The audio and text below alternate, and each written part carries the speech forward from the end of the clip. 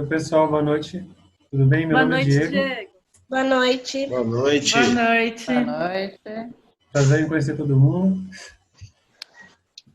A Thais e a Fernanda me convidaram aqui, junto com a Tami, para conversar com vocês um pouquinho sobre o ambiente que eu trabalho, o ambiente assim, em geral, né? Que eu trabalho numa fábrica de joias e elas me convidaram para falar sobre um pouco da indústria em geral. E eu vou tentar assim, passar o que eu sei, a experiência que eu tive em outras fábricas, em outros lugares, e responder qualquer dúvida se você tiver, alguma curiosidade, alguma coisa que seja diferente.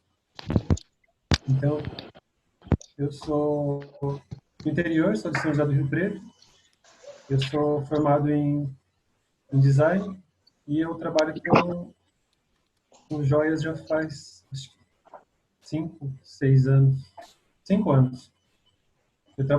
Eu sou modelista já faz mais ou menos 10 anos e com joia eu trabalho aproximadamente 5 anos. Eu não tenho experiência de banca, assim, de trabalho. Eu sei brincar com coisas básicas, assim, que até eu fico brincando com ela. Mas eu não tenho experiência de trabalho em banco. Eu sou modelista 3D mesmo. Você sempre desenhou. Então, a tua formação foi design de produto e aí você sempre desenvolveu o produto em toda a sua carreira. E aí você caiu na joalheria por quê? Gostaria que você falasse um pouquinho disso. Não foi por acaso, porque eu procurei. Tá? Muito bem. Por que você procurou? Porque eu sempre quis trabalhar com produto. Depois que me formei, eu comecei trabalhando com gráfico. E eu trabalhava em agência. E eu queria procurar alguma coisa, agência de publicidade. E eu queria procurar alguma coisa com produto. Eu já modelava durante a maior parte da faculdade. Eu modelei um pouco assim para aprender e coisas pessoais, nada profissional. Então eu queria achar alguma coisa no ramo de modelagem 3D de produto, preferencialmente. Aí foi procurando assim, eu achei no Facebook uma vaga de modelista de uma fábrica de joias e eu fiz o teste e passei. Foi assim que eu comecei. Foi sem indicação, sem saber no que eu estava me metendo. Foi a oportunidade que eu procurei, apareceu assim, foi oportuno, foi isso. Foi a oportunidade que apareceu e eu gostei bastante. Uma coisa que eu não imaginava, eu não sabia como era, não tinha experiência nenhuma, mas acabei juntando o meu conhecimento com o que a vaga precisava. Então, foi assim que eu entrei numa fábrica chamava Daniele Metais, que era uma das maiores fábricas do Brasil na época, mas acabou fechando em 2015, no final de 2015. E depois que eu saí, eu entrei em outra fábrica e continuei. Eu fiz alguns freelas e depois que eu entrei na fábrica, eu continuei trabalhando lá dentro também, em outra fábrica, que é a que eu estou agora. E que linha de peças? Desculpa, Fê, pode falar você, perdão. Eu ia perguntar, eu queria saber uma coisa. Para você trabalhar com modelagem 3D, é sempre no Rhinoceros ou tem outros aplicativos, outros programas? Para modelagem 3D tem dezenas de programas. Em especial de produto, tem alguns programas, tem vários programas também. O legal é que o Rhino e os programas de modelagem de produto, eles trabalham com assim, o ambiente de trabalho é dentro de medidas, milímetros, polegadas, centímetros. Então, você tem uma referência de medida para você trabalhar no virtual. Então, é mais fácil de você imprimir ou fazer alguma coisa assim. Mas tem vários softwares que você pode trabalhar com modelagem de joias, inclusive. É que o Rhino é mais usado porque ele tem, eu acho que ele é fácil de você começar nele. É fácil de você, não seja simples, mas ele é mais fácil de acessar. Ele tem ele tem um modo de, você consegue baixar a versão completa para você aprender. Você pode usar ela indefinidamente. Você só tem a limitação de você só pode salvar, acho que 25 vezes. Então você pode baixar o programa original, começar a treinar nele sem salvar.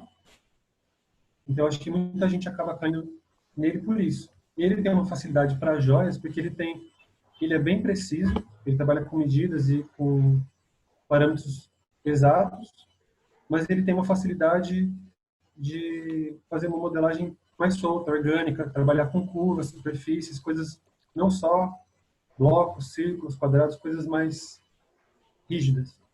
E ele é um programa que eu acho que é generalizado. Você pode fazer joia, você pode fazer brinquedo, você pode fazer barco, você pode fazer casa, você pode fazer produto e gráfico nele. Ele é bem variado. Então, ele tem um alcance, assim, tem praticamente qualquer indústria você pode achar uma aplicação para ele. Não é o mais especializado, mas é o que te dá o maior leque para você começar. E daí você pode partir para um programa mais especializado, dependendo da indústria que você está. E eu acho Você que consegue... Desculpa, pode falar. ele acabou, o Rhino acho que já tem uns 20, 25 anos, o programa, então ele acabou sendo, ao longo do tempo, adotado pela indústria de joia e pelos joalheiros pela facilidade que ele tem assim, de você começar a fazer alguma coisa nele. Mesmo que você tenha, se você for o Livres autônomo, você precisa mexer na peça à mão depois, você tem como começar e fazer bastante coisa inicial nele. Eu acho que foi isso, resumindo, foi isso. Foi acontecendo pela facilidade assim, de entrada que o programa te dá.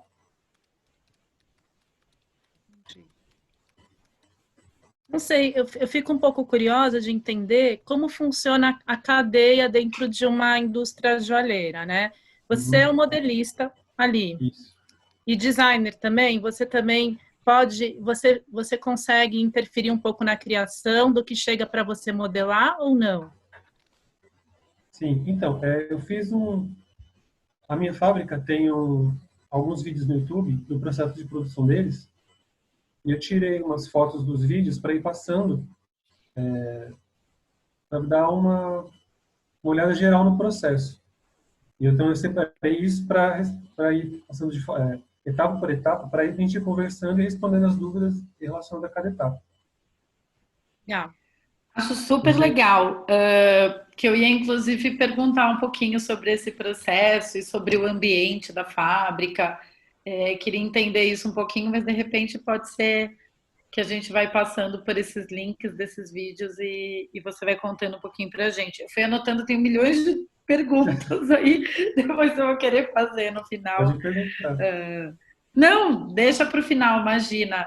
Mas, de repente, se você quiser mostrar aí um pouquinho do seu dia a dia através dos links, vamos lá.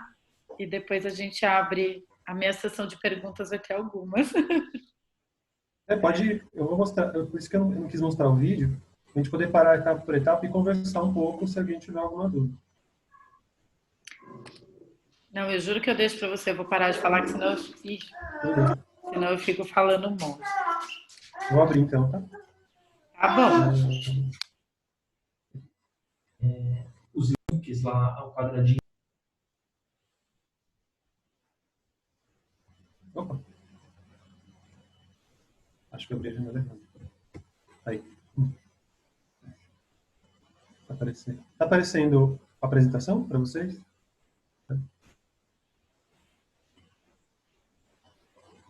Só o seu nome por enquanto. Isso, tá certo. Eu vou começar só por aí, só para poder começar. Então, alguém tem mais uma dúvida antes de eu começar? Eu vou passar devagarzinho, a gente vai conversando conforme for fazendo. Tá Então, bom, vai passando, a gente vai te perguntando. Até o que a Fernanda me perguntou, já a primeira foto fala basicamente disso.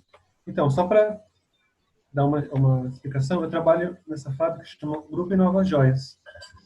É uma fábrica de joias, principalmente de joias de ouro. E essa fábrica ele é atacadista. Esse grupo tem 4 marcas, a produção é dividida em 4 marcas, Fiorelli, Nova, Maeve e Abelli, cada um com um tipo de produto e um público-alvo diferente, baseado no preço e no tipo da peça.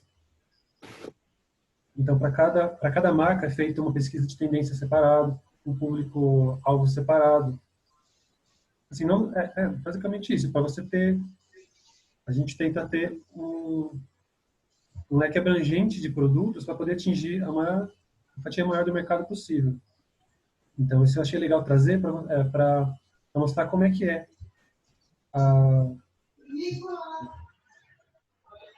como a fábrica aborda a criação antes de começar a desenhar.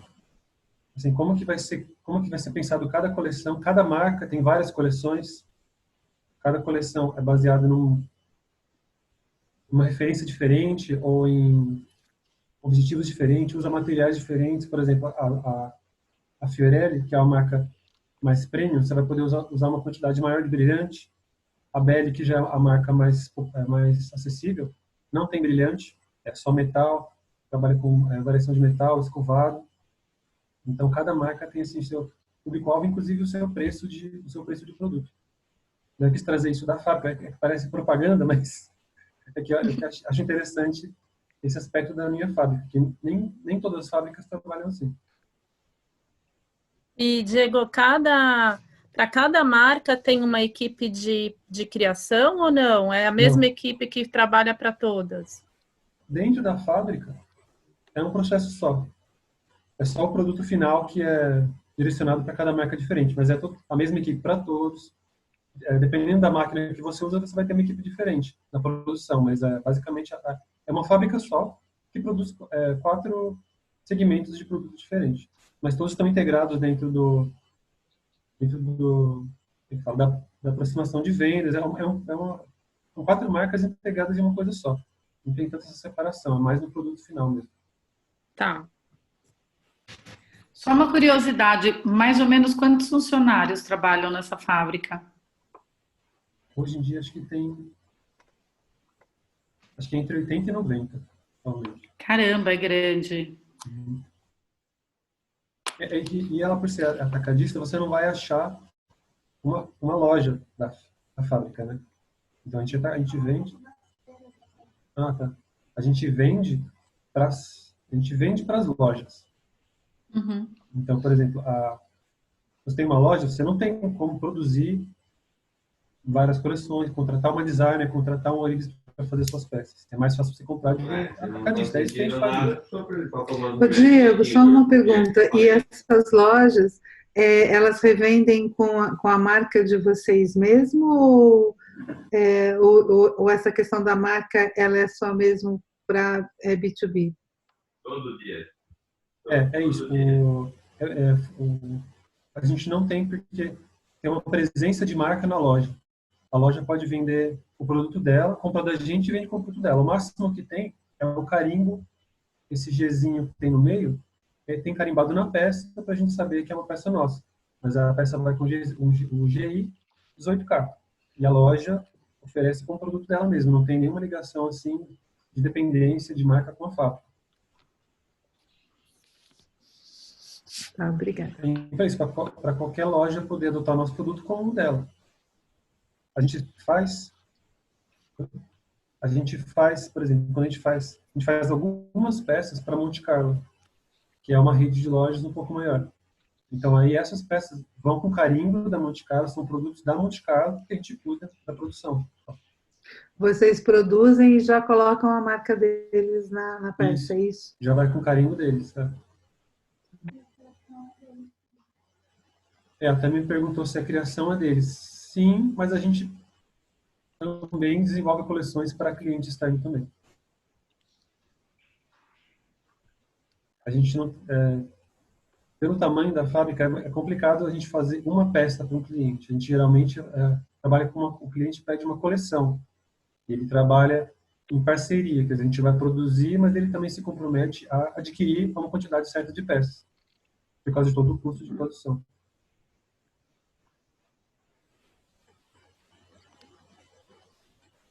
É isso?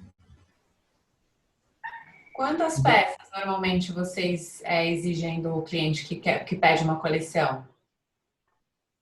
Isso eu não sei te falar, na verdade. Isso é mais com o departamento comercial. Depende do tamanho do pedido, da coleção. Eu tenho uma quantidade de mas eu não sei te falar, porque não é do meu departamento, na verdade. Tudo bem. Mas a gente trabalha com isso. em parceria, por exemplo. Sempre tem essa parceria do cliente. Se um cliente externo quer uma coleção, ele já pede uma coisa, não é à toa, né? Ele quer vender, então ele já vai comprar um pouco. Isso então, faz uma venda já pensando como vai ser esse processo de cliente comprar. Entendi.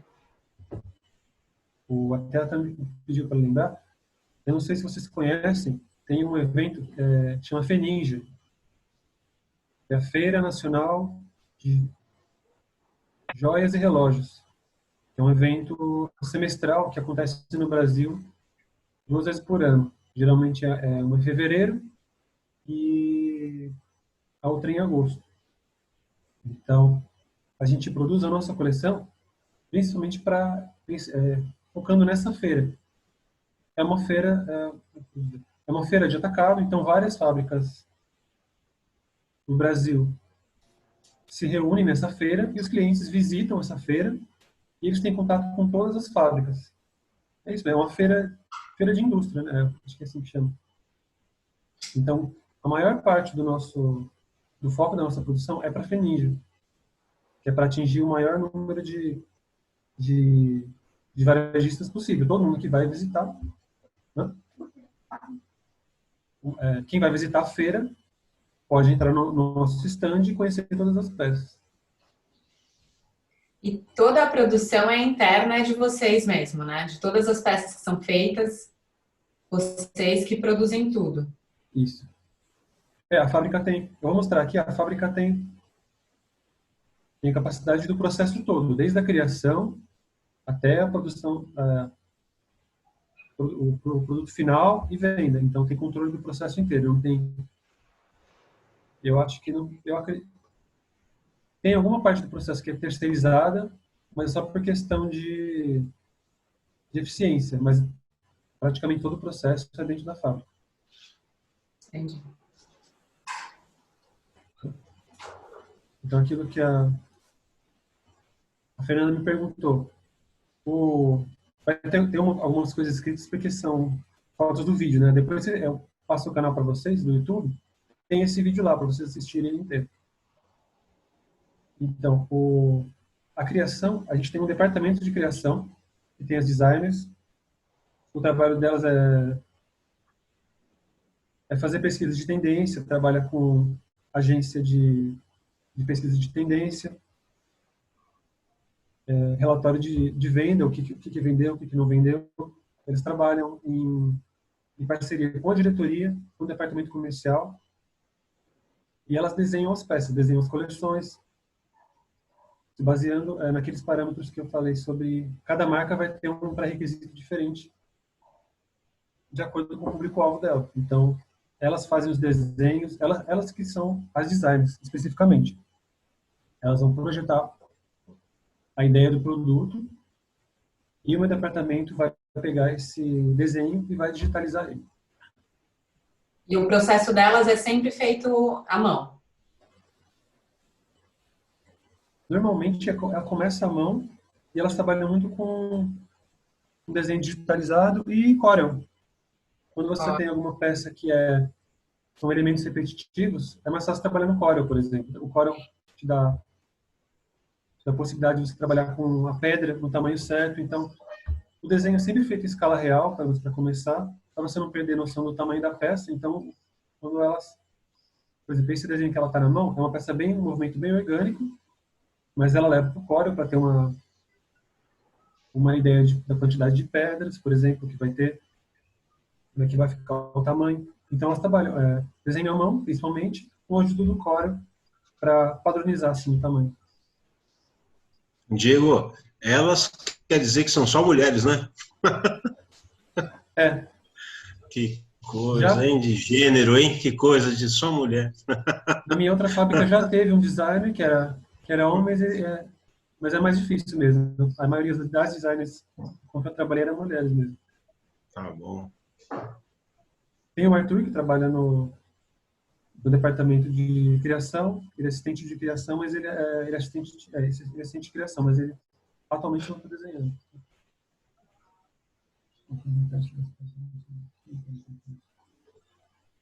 Espera só um minuto. Faz pergunta. fazem teste antes de mandar para todas as ferramentas que eu colocar. Eles pegaram umas peças e fizeram um teste. Para ver se funcionava. Para mandar no celular. Difícil. Ela também me perguntou se elas fazem teste das peças antes de mandar. Então, algumas peças elas têm massinha, elas têm corrente. Então, algumas coisas que elas querem ver como vai ficar o caimento, elas fazem recorte em papel, fazem mockups com papel, com massinha, com plástico, mas alguma coisa que foge do padrão. Geralmente elas não fazem testes assim à mão. Pegar uma peça, um pedaço de metal, dobrar e ver como é que fica.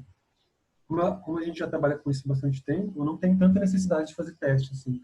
A gente acaba no próprio desenvolvimento, elas já têm uma ideia de como a peça vai ficar.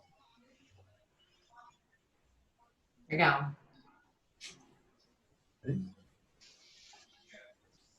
Então, os desenhos vêm para a gente com a ideia da peça. É isso que a gente sempre tem que entender. Não sei, vocês estão vendo aí que tem 2 anéis e um brinco. Então, geralmente é assim que a gente recebe. Os desenhos vêm sempre bem definidos, vêm com uma qualidade bem boa, e a gente consegue, se baseia na ideia da peça para fazer o modelo. Então, quer dizer que se tiver alguma alteração, a gente vai, no 3D, a gente vai ver como é que fica essa peça, como é que fica o visual dela no 3D, e a gente vai ajustando conforme o processo vai funcionando. Deixa eu passar para o próximo. Então, feito o desenho, elas fazem o desenho e elas também fazem a ficha técnica. Que a ficha técnica tem a marca para que marca que vai ser o desenho, de que coleção que é, a data, quem projetou. Então tem várias informações da ficha técnica que desce para a gente para acompanhamento do processo. Previsão de brilhantes também. Então, o que eu acho legal no nosso processo é que tudo é documentado. Elas não vão pegar esse desenho, dar na minha mão e falar, faz.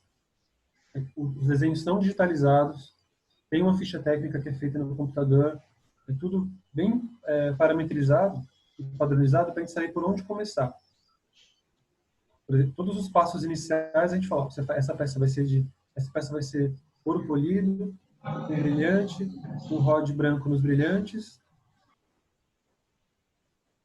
Que mais? Você vai ter espessura, espessura não, espessura a gente define. Basicamente a ideia da peça. E a gente vai definir, baseado nos padrões que a gente já tem de produção da fábrica, a gente vai definir como é que essa peça vai ser projetada.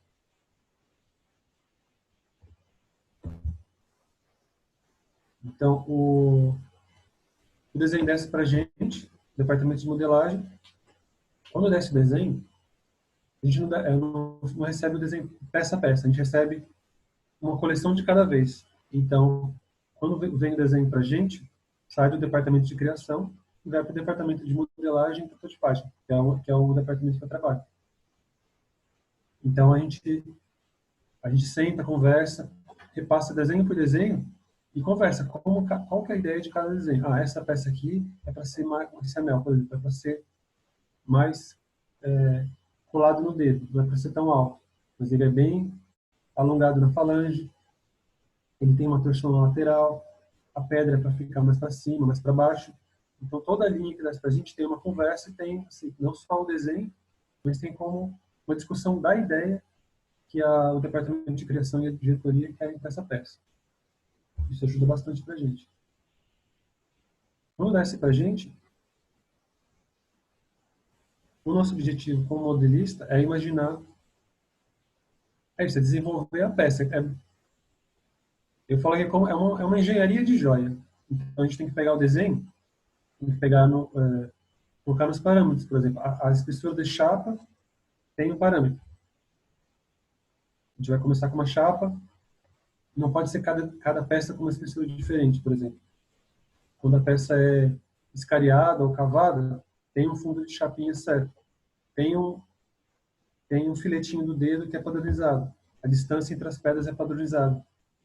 Então a gente vai pegar o desenho e vai fazer o máximo possível para colocar essa ideia da peça nos parâmetros de produção que a gente tem. Porque para a gente ter uma padronização de produção,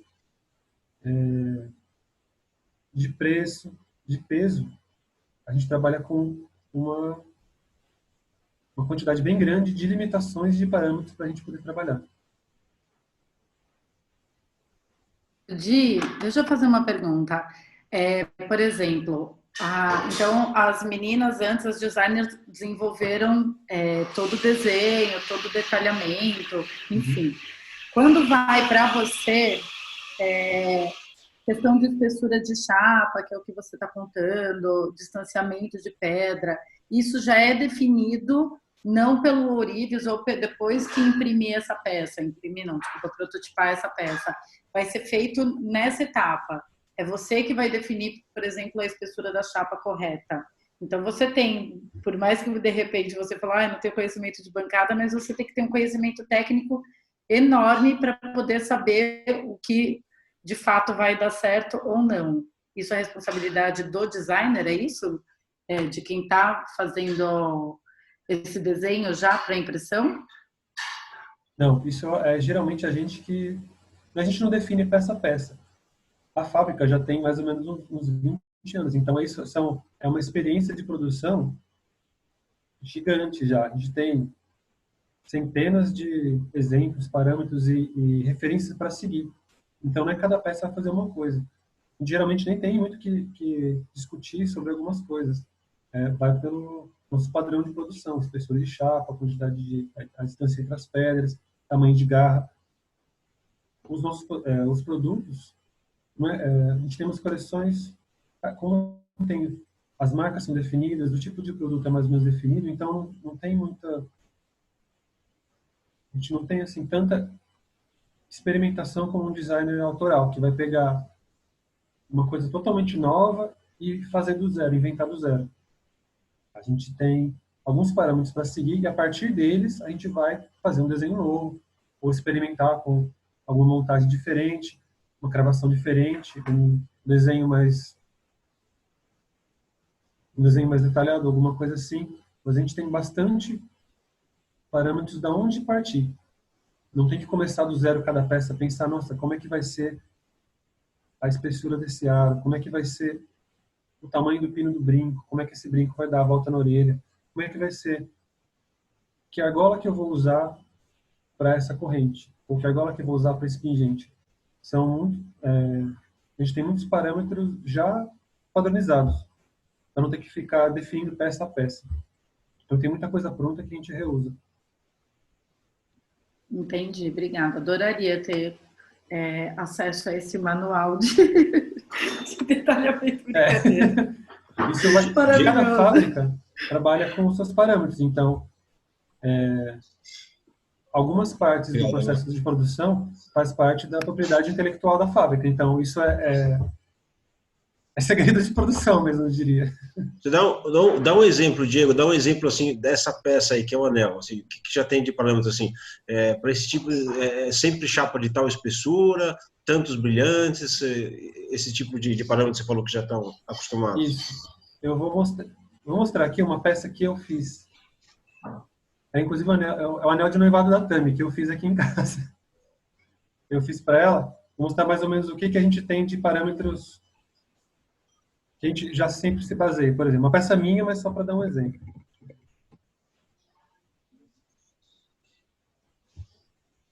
Dá para ver? Não. Tá preto?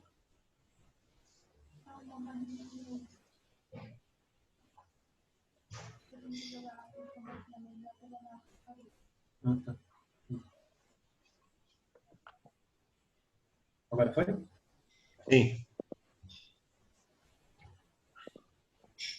Então, por exemplo, nessa peça aqui.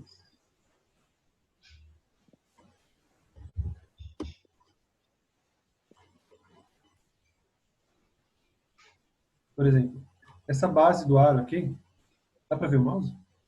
Sim. Essa base do aro, sempre tem uma espessura padrão, por exemplo.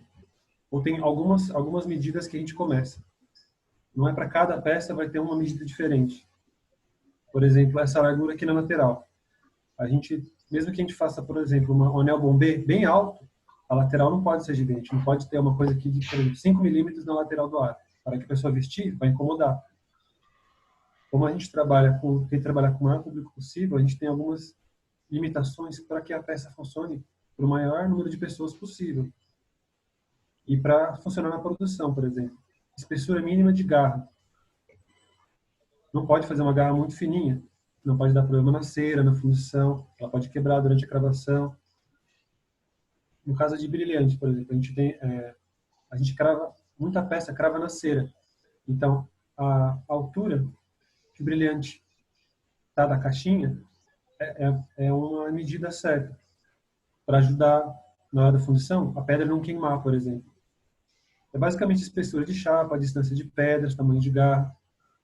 Tudo que não for interferir no visual, que você puder padronizar, a gente já tem esses parâmetros para poder ser mais eficiente, não ter que ficar pesquisando ou inventando uma coisa nova, porque não tem necessidade. Entendeu? A ideia é ser o mais eficiente possível para fazer o maior número de produtos no menor tempo e conseguir ter um alcance maior, por exemplo. Vou voltar para cá. Legal. É basicamente isso. Você imagina fazer a metáfora do arquiteto e do engenheiro. O arquiteto sabe o que dá, o que não dá para construir. E o engenheiro vai colocar esse desenho na medida. Vai fazer a fundação, vai projetar a fundação, projetar a treliça, espessura de parede, por exemplo. É basicamente isso que a gente faz. Mas não é difícil a gente, nesse caso da criação e da modelagem, é difícil a gente colocar assim em caixinhas. É um processo integrado. Elas podem dar uma orientação para nós. Não, você pode mexer nessa chapa mais para cá, deixar o desenho mais fluido. A gente interfere também na criação. Ó, se a gente cravar de certo jeito, se a pedra for até certo ponto, vai ficar melhor para produzir. É um processo bem integrado, em que um ajuda o outro a fazer a melhor peça possível do jeito mais eficiente. Diego, você falou uma coisa que desculpa, eu não tenho conhecimento nessa área nenhum. Então, você falou sobre a altura da pedra na hora de você desenhar. Isso ajuda a não queimar alguns tipos de pedra. Eu não entendi isso. Me explica novamente, desculpa. Por exemplo, uma peça a gente trabalha com bastante brilhante menor, de 1 ponto, meio ponto. Então, como tem pedra que às vezes tem 10 brilhantes, para facilitar, a gente faz a cravação na cera. Que eu vou mostrar mais para frente como é que é. Então, só que para cravar na cera, você não pode enterrar o brilhante no fundo da pedra, por exemplo, igual a gente pega na cravação manual. Você tem que fresar a caixinha, apoiar a pedra no metal e fechar a garrinha por cima. Na cravação na cera, cada garrinha, aqui na peça que eu tenho ela não tem, mas na cravação na cera, cada garrinha tem uma boquinha que o cravador encaixa essa pedra na cera. Então ela fica flutuando na caixinha. Porque na hora de você como é que fundição por cera perdida, você tem que colocar o gesso. A hora que você derrama o investimento no tubo, o gesso ele envolve essa pedra e ele faz uma camada de proteção entre o metal que vai entrar e a pedra, para evitar dela queimar. E esse gesso também tem que sair. Então, questão de 1/5 de milímetro, por exemplo. A gente trabalha com medidas assim, 1/5, 1/20 de milímetro para algumas coisas, para funcionar no processo como um todo. São coisas que é muito mais fácil, muito mais eficiente você fazer no computador e você ter uma série de parâmetros que você usa sempre os mesmos do que você ter que fazer isso à mão toda vez. Vocês vão ver que o processo assim, de produção industrial é basicamente você pegar o processo que você faz na banca e separar um departamento para cada processo, para você otimizar o processo. Obrigada, viu, por explicar. Eu acho que era isso. Era independente? Perfeita. Deu super. Alguém quer saber mais alguma coisa sobre modelagem, sobre como é o processo? O que eu falei do Rio naquela hora era isso. Quem quiser, por exemplo, quem trabalha com, às vezes, alguma peça que tem muita repetição, ou que tem alguma necessidade de fazer muitas de alguma peça, é legal você fazer um protótipo e ter uma borracha disso, por exemplo. Porque eu acho que hoje em dia já é fácil você ter isso à mão. Igual a gente estava na conversa que teve com a Ive, que faz aquelas peças prototipagem no nylon. Isso é uma coisa que, por exemplo, se ela fosse procurar isso, eu não sei lá na Europa, mas aqui no Brasil, se você fosse procurar isso há 5, 10 anos atrás, você não ia achar com tanta facilidade. Hoje em dia você já acha alguns laboratórios de prototipagem que têm capacidade para produzir borracha, produzir protótipo. Então, quem o ourives individual também tem como ter acesso a essas ferramentas também, para facilitar a modelagem de uma peça nova.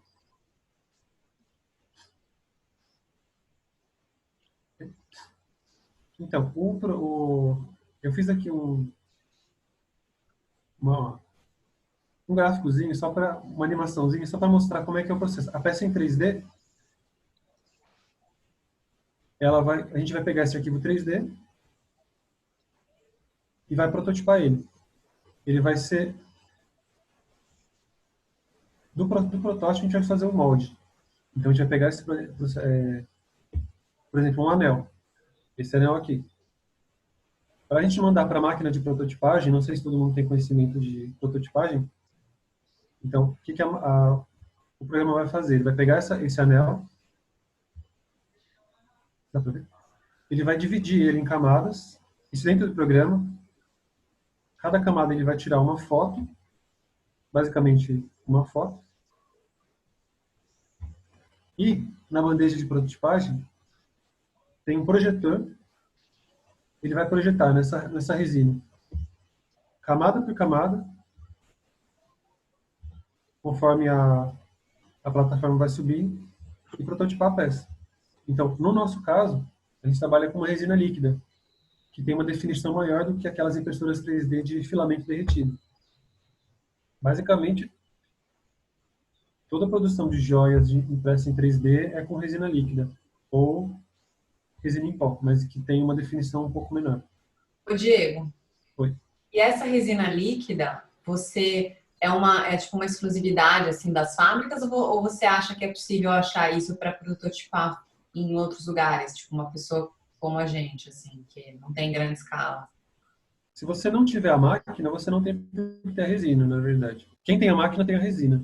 Então, se você comprar uma máquina 3D, o próprio fabricante vai te fornecer uma resina ou vai te fornecer uma indicação de qual resina funciona. Hoje em dia, é o que eu falei, isso está tendo uma quantidade cada vez maior de marcas, de impressoras diferentes. Isso, quando a fábrica começou com esse processo, a fábrica que eu trabalho, acho que não foi a primeira, foi uma das primeiras a ter o processo de impressão 3D, trabalhar com protótipo 3D e impressão 3D no Brasil. Então, na época, tinha uma ou duas marcas de impressora, não tinha ninguém fazendo, não tinha conhecimento nenhum, isso foi sendo descoberto aqui no Brasil pouco a pouco. Hoje em dia já tem muitas marcas de impressora, tem impressora que custa de 5 mil a 20 mil, tem impressora de 100, de 300 mil, cada uma vai ter uma vantagem e uma desvantagem diferente. Então, hoje em dia está muito mais acessível para quem quer trabalhar com isso.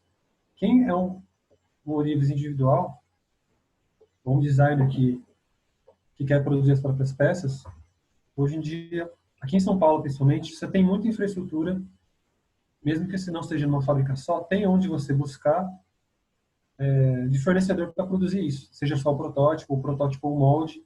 Então você não precisa ter uma impressora para fazer suas peças. A gente consegue achar, né? Consegue achar alguém que faça essa impressão nessa resina líquida, que, pelo que eu entendi, é a melhor forma para uma prototipagem 3D, né?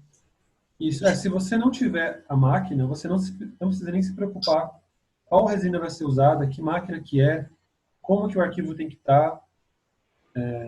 Basicamente, você pode terceirizar quase o processo todo de produção do molde. Faço só o protótipo do 3D, né, no Rhino, e aí mando para alguém que faz o protótipo. Isso, e tem alguns fornecedores que fazem a modelagem. Você pode levar o desenho, eles fazem. Você pode levar uma peça física, eles modelam sua peça. Tem, principalmente aqui em São Paulo, que é o lugar que eu tenho conhecimento, hoje em dia é bem acessível você ter esse tipo de fornecedor. Ah, legal, obrigada. Então, eu falo até para Tami, para quem tem, às vezes tem uma coleção que tem muita montagem, tem que pegar muitos pedacinhos de prata, tem muita solda, tem muito detalhe, muito recorte. Se você tiver uma quantidade de, por exemplo, pedido muito grande, às vezes vale a pena você mandar fazer um molde. Mesmo que não seja 3D, você pega a sua peça em prata e dá para o fornecedor fazer seu molde. Você vai ter uma logística diferente de mandar fundir, mandar fazer, mas você vai ter uma facilidade de... E o custo desses protótipos são acessíveis também? Sim, protótipo desse vai ficar entre... Acho que depende, mas não... Uma peça pequena pode ficar entre 50 a 100 reais. Uma peça grande vai ficar entre 180 a 230. Ou, depende do fornecedor, mas não é uma coisa assim, cada protótipo vai custar 500, 800 reais, 1.000 reais para produzir. Claro que tem os custos de modelagem. Se você quiser que alguém modele sua peça, vai ter esse custo também. Eu não sei falar exatamente o orçamento de cada empresa, mas não é muito absurdo, não. A borracha também fica entre... Você pode achar a borracha, o molde de 30 a 80 reais também. Não é uma coisa absurda. Se você tiver uma demanda grande de produção, vale a pena fazer esse tipo de coisa.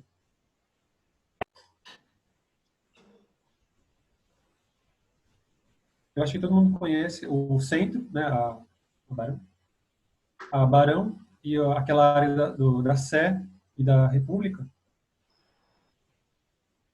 Tem muito escritório, tem muita salinha, muito ateliê de ourives e de fornecedor de produção. Tem bastante mesmo, tem bastante empresa que faz isso lá. Diego, me fala uma coisa, o custo, então, da impressão ainda é um custo alto, ao ponto de mais interessante comercialmente falando, fazer a borracha, fazer o molde e ir para fundição. Não valeria a pena, por exemplo, eu já fazer a impressão 3D e levar direto isso para uma fundição, por exemplo, pular a etapa do molde para eu ter uma peça mais detalhada, mais perfeita. Você acha que isso muda alguma coisa? Não sei nem se tem lógica essa pergunta, mas eu fiquei pensando nisso. Depende do seu produto. Se você tem, eu vou modelar a minha peça, eu tenho capacidade de modelar, ou eu vou aprender a fazer e vou mandar alguém imprimir para mim. Você pode fazer, você pode pegar a sua peça em prata e mandar fazer o molde também. Isso depende, é porque eu falei, tem um custo, mas acho que depende mais do seu produto e do que você prefere fazer. Eu acho que não é uma limitação tão grande assim se você tem uma demanda para isso. Se você tem uma facilidade de fazer um molde em prata, vai em frente, vale muito mais a pena do que você ter que aprender a modelar uma coisa que você faz na mão em uma tarde, por exemplo. Não tem essa necessidade. Eu só falo do programa aqui porque porque parece uma coisa assustadora, mas tem recursos para você aprender, se for interessante, senão não tem porquê. Se todo mundo já trabalha com o projeto, a peça na mão, você já tem a peça física, não tem porquê você mudar o seu processo só para ter acesso a essa questão do molde, de fundição.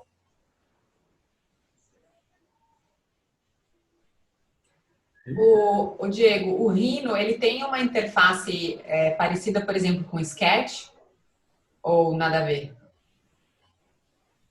O SketchUp é bem menos assustador que o Rhino, eu acho, quando você você, para quem não está assim acostumado a trabalhar com Photoshop, algum programa mais complicadinho, se você abre o Rhino pela primeira vez é um pouco assustador, porque você não sabe o que fazer naquele negócio. Comando, é muito botãozinho, né?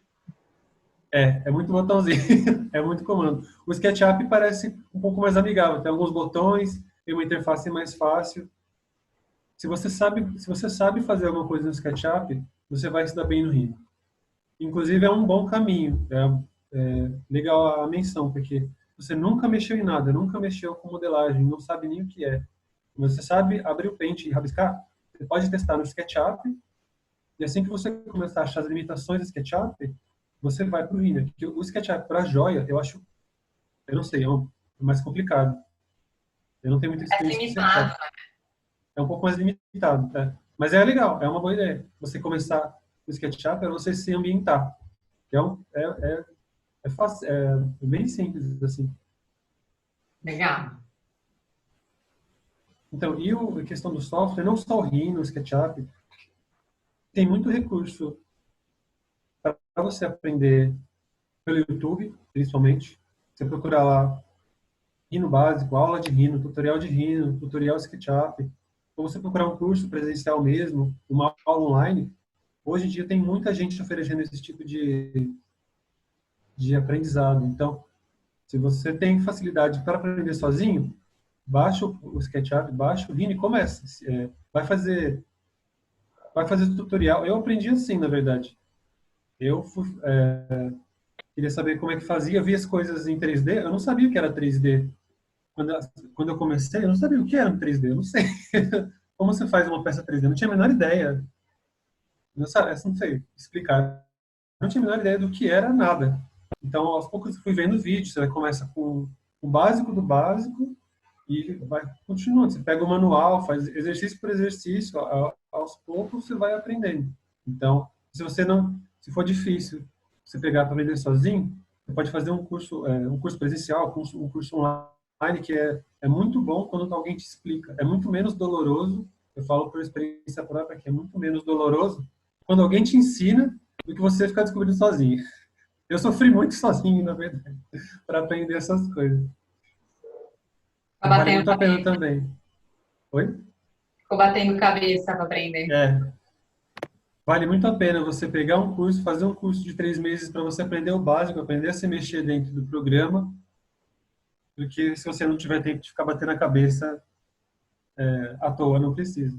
Vale mesmo a pena. Eu falo para quem quer aprender, vale a pena pagar um curso para pelo menos se habituar no ambiente. Porque depois que você pega o básico, você consegue se virar. É isso? Então, aqui é uma foto da peça. É aquilo que eu falei, tá vendo? Tem um tanque, essa parte de baixo, esse tanque vermelho, essa é a resina líquida. Então, essa plataforma de vidro que tem em cima, desce, e por baixo dessa resina tem um projetor, que ele vai projetando como se fossem os slides da peça.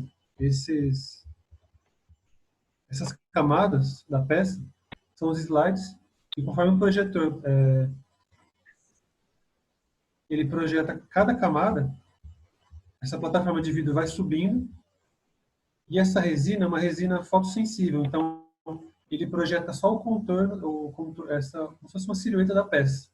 Então ela vai formando camada por camada. A luz, ela cura a resina, ela solidifica a resina. Como se fosse uma massinha que a luz solidifica a resina, é isso. Eu não sei fazer uma analogia diferente. Deve ficar bem lisinha, né, com essa resina líquida, a peça, sem ranhura. Fica mais lisa do que com impressora de filamento, porque a camada é bem menor. A camada, a que a gente trabalha é um 1/40 de milímetro. Nossa. Eu acho. 1/40. Pega 1 milímetro e divide por 40. Mas, de qualquer forma, como ela é feita por camada, você vê aqui nessa imagem. ela tem um pouco de ranhura. Pelo tamanho da peça, para ela ficar lisinha, depois que o protótipo sai da máquina, a gente tem o ourives no nosso departamento, ele que cuida da prototipagem e do acabamento da resina. Então, ele dá um acabamento bem superficial, bem suave no protótipo. Para o molde, para o protótipo ficar bem lisinho. Tirar a imperfeição, tirar o suporte também. Não sei se dá para ver aqui na foto. Essas linhas verticais são suportes da peça. Como a resina é mole, quando ela sai da máquina, ela precisa de bastante suporte para não quebrar durante a construção. Então, ele tem que tirar o suporte, lixar as ranhuras da peça, lixar algum pontinho que ficou, algum defeito que possa ficar na peça. Então, ele dá o mesmo acabamento. O protótipo sai quase polido para você poder fazer o molde. A gente dá também um jato de areia, depois que a peça está lixada. O jato de areia é uma areia bem fininha, é um grãozinho como se fosse de vidro, um grãozinho de silício, bem fininho, que ele ajuda a limpar e a suavizar a superfície da peça também. Que legal! Aí, com esse protótipo, ele vai para o molde. Então, é isso que a gente faz. A gente faz um protótipo para ser feito o molde. Aí, ele sai do nosso departamento e vai para o departamento de função. Então, todo esse processo de receber o desenho, modelar a peça, preparar o arquivo, prototipar, tratar o protótipo, é no nosso departamento de modelagem e prototipagem. Daí para frente, vai para o departamento de função. A função, eles preparam o silicone, tem os moldes de borracha, então eles preparam toda essa questão dos moldes e cortam a borracha lá dentro. A gente já trabalhou com fundição, acho que já tem uma noção do que é isso. Então, desse molde... Di, posso pedir para você explicar isso um pouquinho mais, que tem algumas pessoas que não conhecem muito como que funciona o molde de peça, só para... Então, agora, sabendo que esse molde de silicone, antigamente se fazia, quando começou esse processo, não tinha molde de silicone, era um molde de borracha, era uma borracha que você tinha que esquentar ela para dar como se fosse derreter e solidificar em volta do protótipo. Hoje a gente já trabalha com borracha de silicone, que é um material mais mole, mais durável. É um silicone líquido que tem é um silicone líquido que você coloca no molde com o protótipo dentro. Depois que ele solidifica, você está vendo que ele está fazendo um corte em volta desse molde. Ele corta no meio. Aqui, ó. E o protótipo que estava lá dentro fica fica oco, onde estava o protótipo. Ele tira o protótipo lá dentro e fica esse oco dentro do molde. E quando ele arranca esse protótipo que está lá dentro, como é que é? Fica grudado? Ele consegue arrancar com facilidade? Destrói algum pedaço do silicone? Geralmente, não. Ele corta de uma forma, por exemplo, os anéis. Ele tem que cortar o miolo do anel e tem que cortar em volta. Então, na modelagem, a gente também tem que se preocupar. Como é que ele vai cortar o molde dessa peça?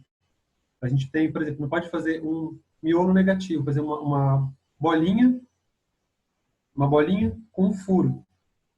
Se a gente fizer uma bolinha só com um furo, o silicone vai entrar dentro dessa bolinha e vai preencher lá dentro. Como é que ele vai tirar? Não tem como. Ele vai ter que cortar isso no meio, tirar. Então, a gente tem que projetar de uma forma, a gente vai fazer uma bolinha. Você tem que fazer duas metades separadas. Ele vai tirar um molde de cada. No processo de fazer o molde de silicone, geralmente o protótipo quebra. Mas aí já não tem importância, porque o molde está feito.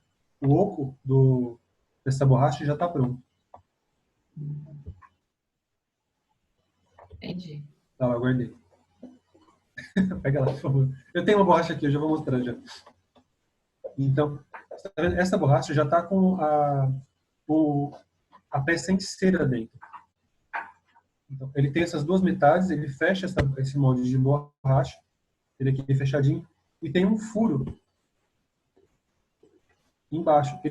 Antes de fazer esse molde, o fundidor ele cola um tubinho que vai ser o jito de alimentação. E vai ser esse buraquinho aqui onde ele vai encaixar na máquina. Essa aqui é a injetora. Essa é a injetora de cera. Onde ela está com a mão, ela está segurando a borracha no biquinho da injeção. Então tem esse tanque azul e tem essa cera líquida. E ele injeta a cera líquida dentro desse molde. Deu para entender? Aí o metal vai tomar o lugar da cera. Isso, eu vou chegar lá também. Mas é basicamente isso. Aqui tem até uma borracha aqui. De uma peça da Tami. Tá vendo?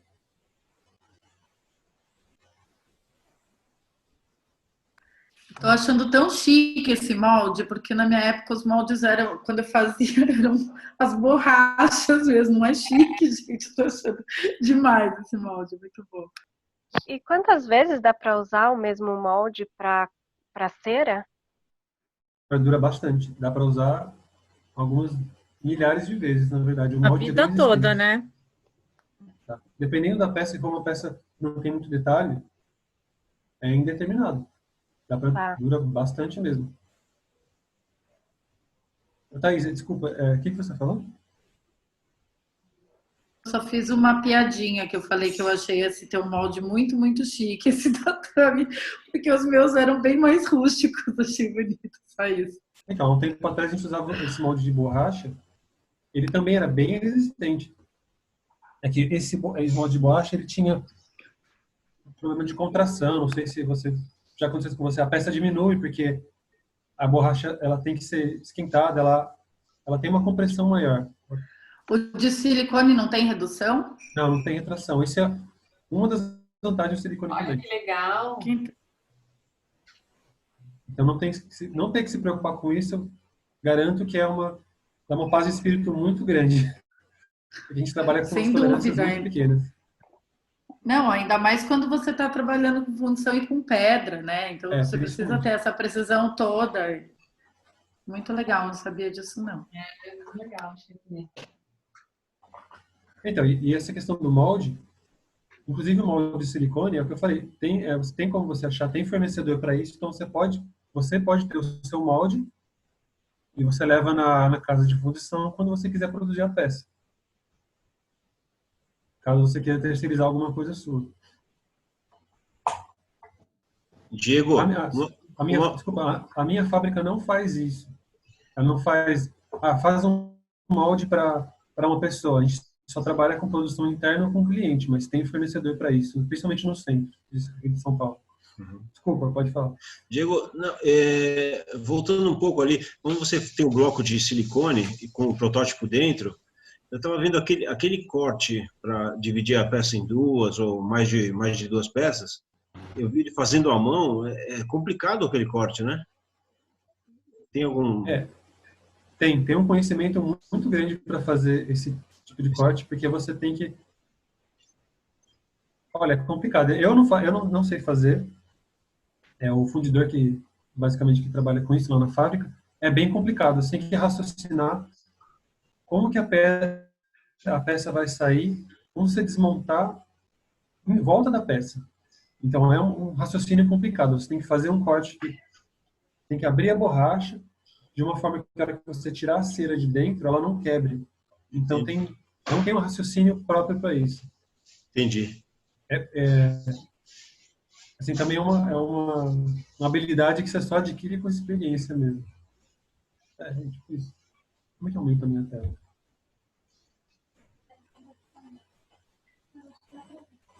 Aqui, ó. Esse aqui é o protótipo que veio originalmente nessa peça aqui. Eu vi você mostrando, bem complicado o corte, né? Então, ele é como é que fala? Em zigue-zague, assim, tem vários estilos de corte. Tanto para você ter mais facilidade de acessar a borracha que está dentro, você ter uma facilidade para você cortar, quanto para fixar a peça. Então, essa também tá. Se você cortar reto, dependendo de como você está fazendo, a borracha pode andar. Então, como você faz zigue-zague, na hora que você encaixa, não tem tanto perigo dela deslizar. Entendi. E a injetora, ela aperta um pouquinho essa borracha.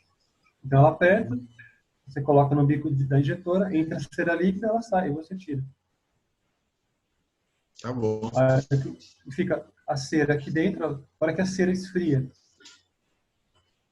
ela solidifica, então ele consegue tirar esse molde de cera. Ok. Deixa eu voltar aqui.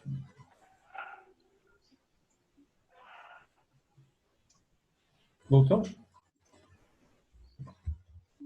Voltou? Então essa peça que está na mão dele, por exemplo, ele vai pegar essa peça. Se a peça tiver cravação de brilhante na cera, ele vai levar essa cerinha para o departamento de cravação. Então ela não vai da fundição da cera para a fundição. Ela vai sair do departamento de fundição, vai ir para o departamento de cravação para ser colocada as pedras. Então aqui não dá para ver direito, mas ele está não dá para ver direito. Mas ele está cravando as pedras na cera, isso antes de fundir. Então, na hora que isso vai para a árvore de fundição, já está com as pedras. Então, não tem que cravar cada pedrinha individualmente.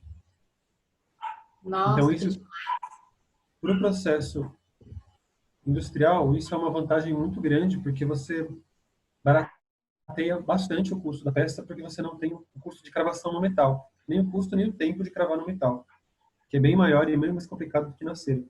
Do jeito que a pedra está aí, é aquilo que eu falei, cada garrinha tem uma boquinha que a pedra encaixa lá dentro. Então, a hora que o metal, a hora que essa cera derrete e o metal entra, ele envolve a pedra por cima. Então, ela está cravada para sempre. Sem Mas, você ter que Diego, cravar. desculpa, pode falar. Pode falar. Mas não é todo tipo de pedra, né, que dá para fazer isso? Não. É basicamente brilhante. Só diamante, né?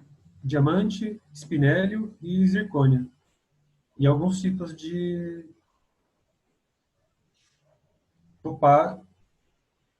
alguns tipos de pedra sintética. Tem Como que ser ela vai muito pro dura, fundo? né? Oi? Tem que ser muito dura, né? Isso que a Fê tá falando. Porque também a temperatura muda a cor da pedra, né? Então também não... Que é o que você falou, de queimar a pedra, né? É. Porque o metal não pode entrar em contato direto com a pedra. A temperatura do forno tem que ser controlada, você tem que trabalhar com uma curva de forno, você não pode ligar o forno no máximo e deixar queimar. Você tem que fazer uma transição da temperatura ambiente até a temperatura de queima do investimento, de vaporização da cera. Então tem vários parâmetros para você não queimar as pedras. Não é toda pedra, verdade, não é toda pedra que é aceita. Por exemplo, se você tiver uma pedra que tem uma carreira de brilhantes, com uma pedra natural no meio, uma pedra colorida. Uma cravação de brilhante com uma esmeralda no meio. A esmeralda é cravada à mão. Mas ele faz já o molde da caixinha na cera. Tira a pedra e funde, né? Depois faz a cravação. Não, já Ou ele tá pronto. Já No está protótipo pronta. já tem a caixinha, capa, a gente né? já projeta. Igual. Dependendo da pedra, a gente não faz a boquinha. Porque como a gente trabalha com bastante pedra de vários fornecedores, às vezes cada pedra vai ter uma cintura mais grossa, mais fina, uma altura maior, um pouquinho menor. Então, a boquinha da cravação manual, geralmente o cravador faz na banca. Mas também é uma pedra, em vez de fazer várias, que seria o caso.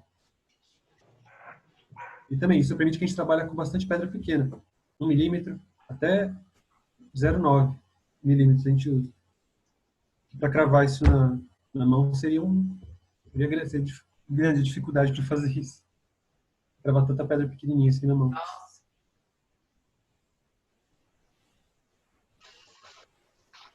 Então aí, da árvore de fundição,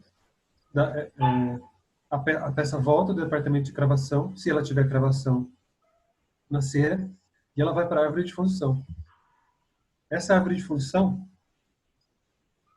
ela entra no tubo, eles posicionam ela no tubo, e nesse tubo eles derramam gesso líquido. Esse gesso líquido vai cobrir toda a árvore de fundição. Ele tem que ser tratado a vácuo também, para tirar as bolhas, tratado com vácuo e vibração para tirar as bolhas. Vai sofrer e depois de um tempo ele vai para o forno de queima. Esse forno é para queimar o gesso, é para ele secar e para derreter a cera que estava lá dentro. Então toda essa cera ela vai sublimar e vai deixar um oco lá dentro, que é onde o metal vai entrar. Desculpa, mas e as pedras? Então, como o gesso está segurando as pedras. Toda aquela questão que eu falei, que você tem que ter um espaço entre a pedra e a peça, o gesso entra por cima e por baixo da pedra. Então, onde tinha nada, o gesso entrou, segurou a pedra por cima e embaixo, e as garrinhas estão ocas agora. Então, o gesso, quando não tem mais, quando a cera derrete, o gesso segura a pedra. E ela fica flutuando no gesso, por exemplo, mas na posição que ela estava antes. E o gesso agora está sólido, na hora que ele seca. Nossa. Legal. Depois que esse tubo está com o gesso seco e já não tem mais cera, esse processo demora acho que umas 12 horas para você poder queimar esse gesso. Ele é um gesso duro mesmo. Ele perde toda a água e ele solidifica. Esse processo, o que é legal? Quando você vai fazer isso em escala, você tem que prestar muita atenção, por exemplo, na interação de gases entre a água do gesso e a água da cera, por exemplo. Então, são muitos detalhes que tem que ser feito, tem que ser preparado, tem que ser cuidado. Por isso tem um departamento só para isso.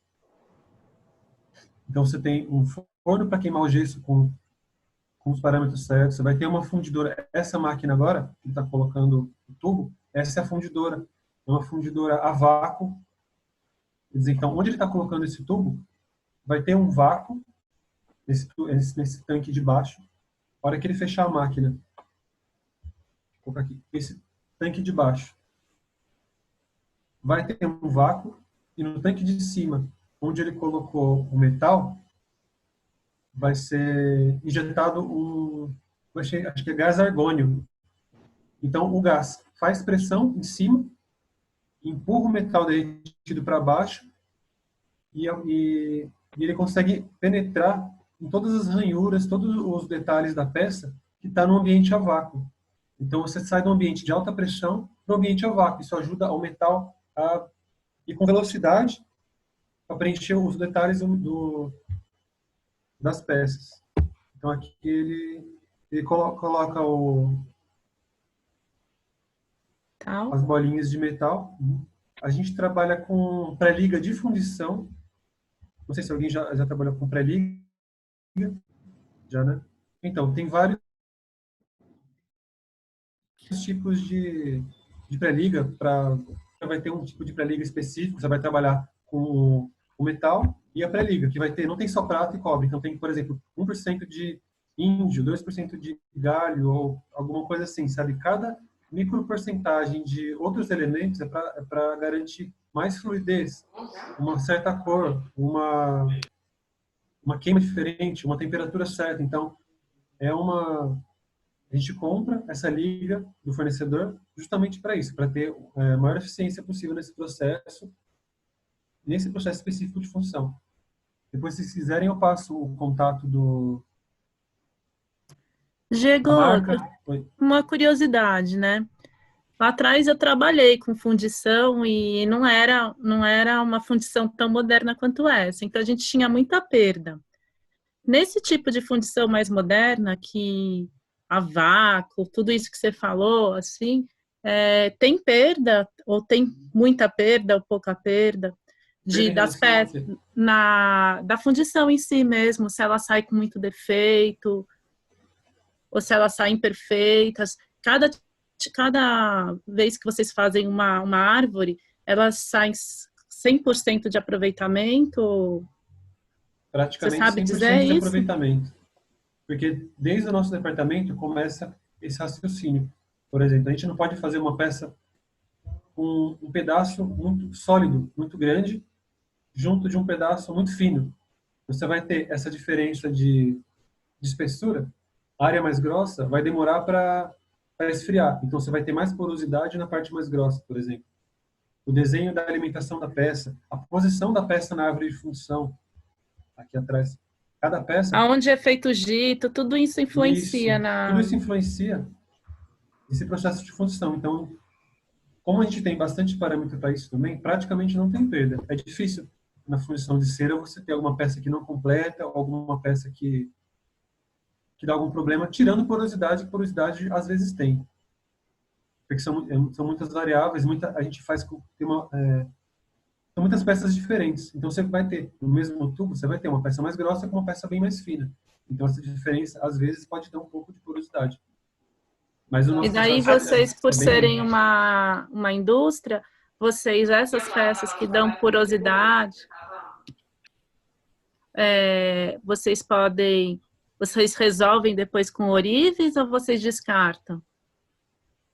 Depende se for porosidade e der para arrumar, não descarta. O ourives conserta na banca. Mas não é tão comum assim. O processo de fundição que a gente tem é bem limpo, justamente para não ter esse tipo de ineficiência no processo. Tudo isso que tem que resolver na banca é pior. Então, é para a peça sair o mais perfeita possível. Tá bom.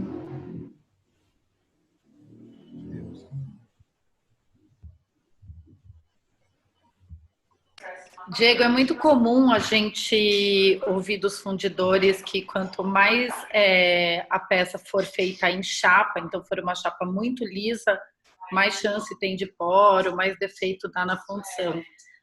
Isso acontece numa fundição, por exemplo, mais tecnológica, ou isso não acontece no caso da fundição de vocês, pelo posicionamento da árvore? Ou na hora do design vocês consideram que chapas muito longas, por exemplo, não vão fazer parte do desenho das peças por conta da fundição? Então, não interfere tanto no desenho. A gente tem uma liberdade criativa muito grande. Não é difícil, você vai limitar um desenho pela dificuldade de fundir uma chapa que vai dar poros. Isso a gente, na modelagem, tenta resolver trabalhando com a espessura certa, com a alimentação certa.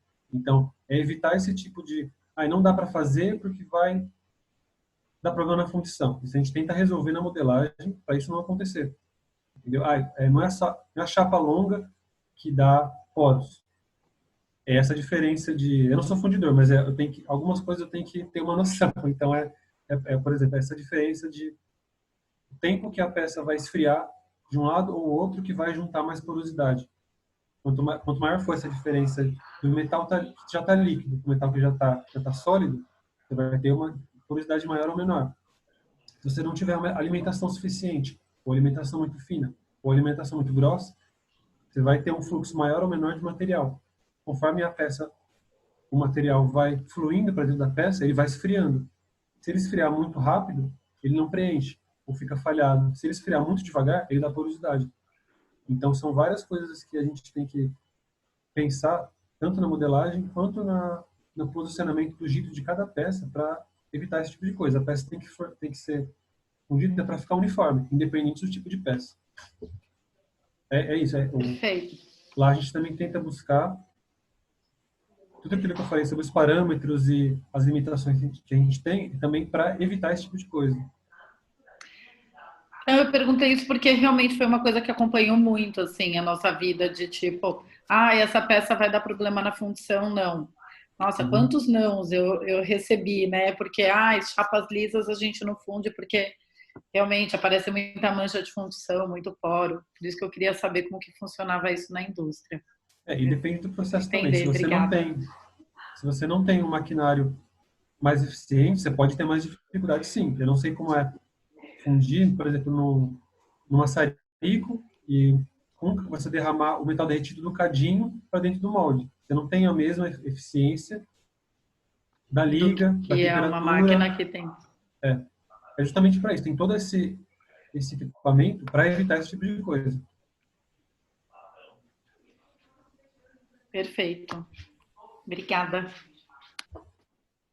Então, depois que sai da fundição, a peça vai sair do departamento de fundição e vai para o acabamento. O acabamento não é um departamento só.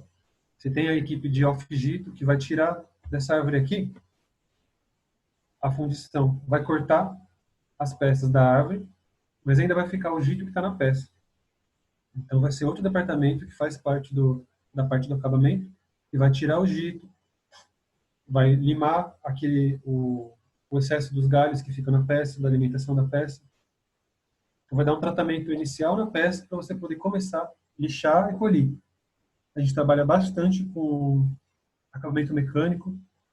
Tem 3 etapas de tamboreador, que é esse acabamento mecânico que a gente coloca a peça nesse tanque com material abrasivo. Tem 2 ou 3 tamanhos de abrasivo. Aí a peça entra nesse tamboreador, ela fica lá um determinado tempo e esse material ele dá um acabamento superficial na peça. Aquilo que você teria que lixar com uma 200, por exemplo, você não tem mais o que fazer. Você pode ir direto, depende do tipo da peça e do tempo que ela fica no tamboreador, no acabamento mecânico, você pode ir direto para lixo 800, por exemplo. Então, você pode lixar ela superficialmente, sem ter que ficar lixando, porque tudo que você tem que tirar da peça na lixa, por exemplo, ou em algum outro processo, tudo acaba gerando uma falha ou uma perda de material. Tem um tamanho mínimo para ele? Eu posso ter um desse em casa? Então, esse aqui tem, para vender, sim. Tem menores sim. Só que não tira a mancha, tá, Ju? Eu acabei de mandar no particular para ela, falei, certeza que você vai comprar um desse. Já tinha tirado do mundo. Ela já tá no Google nesse momento. Até me perguntou a mesma coisa. Se nas peças de prata é igual e se esse acabamento mecânico tira a mancha. Não tira a mancha. Mas na fundição de prata, como não vai fogo na peça, tem mancha, mas tem menos mancha do que uma peça montada na prata. Tá. E as peças legal, de então prata, dá para fazer o combo com prata. As peças de prata têm banho de ródio. Então, dá para esconder um pouquinho. Sai sem mancha, na verdade, quando você passa o banho de ródio. Legal. Diego, a própria pré-liga de silício e de germânio para prata, ela também já tem uma oxidação um pouco mais lenta, o que causa menos mancha também, é isso? Eu não sei qual é a liga de prata que a gente usa. Não sei quais materiais tem. Depois eu posso passar até o site do fornecedor das ligas e da máquina. Vocês vão ver lá, tem inúmeros tipos de liga, cada processo, a cor que você vai querer do ouro, principalmente, você vai ter uma liga específica. Então é muito particular de cada fábrica ou de cada ourive escolher a liga que for adequada para o processo dele. Obrigada. Eu falei das pré-ligas, eu queria perguntar para todo mundo se todo mundo lembra da história das pré-ligas, que é a primeira aula que todo mundo recebe na escola, mas eu tenho certeza que ninguém lembra isso. Mas a gente fala um pouquinho de pré-liga, enfim, se depois vocês quiserem perguntar um pouquinho mais para o Diego também, acho que é a pessoa certa. E você fez vídeo agora, tá recente no YouTube. Tô apavorada que se ele assistiu. Eu assisti tudo. Não, mas eu não tenho conhecimento assim para falar, não, essa pré-liga é certa, essa não. Eu, na verdade, não entro nessa discussão da pré-liga. É o departamento de função mesmo. Muito bem. Então, e depois que a peça passa pelo acabamento mecânico, ela vai para acabamento manual mesmo, acabamento, a gente chama acabamento de a lixa e depois vai para o polimento. Tem um polimento mecânico também, a gente tem uma máquina que é um banho de óleo com material abrasivo e uma máquina de tratamento galvânico. Então, ela faz uma cobertura, uma camada de metal em cima. Uma galvanização de metal em cima. Então, deixa a peça ainda mais lisa. E o departamento de polimento para passar o polimento e o lustro da peça. Depois da galvanização, ainda você passa um lustro na peça. Já tem o polimento mais forte e o lustro da peça. Ainda no departamento de polimento, tem o pessoal do ródio. A gente terceiriza, que eu falei que a gente terceiriza, é o banho de ródio. Como tem empresas que fazem isso em quantidade maior, é mais econômico a gente mandar dar banho na peça inteira fora. No nosso caso particular. Mas o banho localizado, por exemplo, essa peça tem um ródio localizado só nos brilhantes, para destacar essa área da cravação. Então, você vai ter, mais pra frente eu vou mostrar, você não vai ter só as bolinhas, 3 bolinhas na peça. Você vai ter uma área branquinha que dá um destaque maior para a peça, para as pedras. Então, esse processo do ródio localizado também é do departamento de polimento. Isso é um equipamento, assim, é pequeno até, é uma caneta que ela tem você tem você tem a canetinha que passa o ródio e você tem um pincel, essa canetinha é tipo um pincelzinho. Ela tem o líquido e ela tem uma corrente. Na hora que ela passa essa corrente, ela galvaniza, como se fosse uma galvanização localizada do ródio. Então ele fixa na peça. Então esse aqui é mais ou menos é um render da peça, é de uma outra peça, mas da mesma linha. Mais ou menos só para ver a peça, que não tinha a foto da peça finalizada, mas seria mais ou menos isso. Essa parte de renderizar já é uma outra pessoa que faz ou é você mesmo? Não, a gente mesmo. Vocês mesmos. Porque até esqueci de falar. Eu esqueci de falar. A gente faz o modelo, o protótipo e a ficha técnica. Então a gente define onde vai, a gente faz uma ficha técnica para a produção saber que peça que é, onde vai ser polido, onde vai ser escovado, porque às vezes durante a modelagem e a discussão da peça, conforme você vai tendo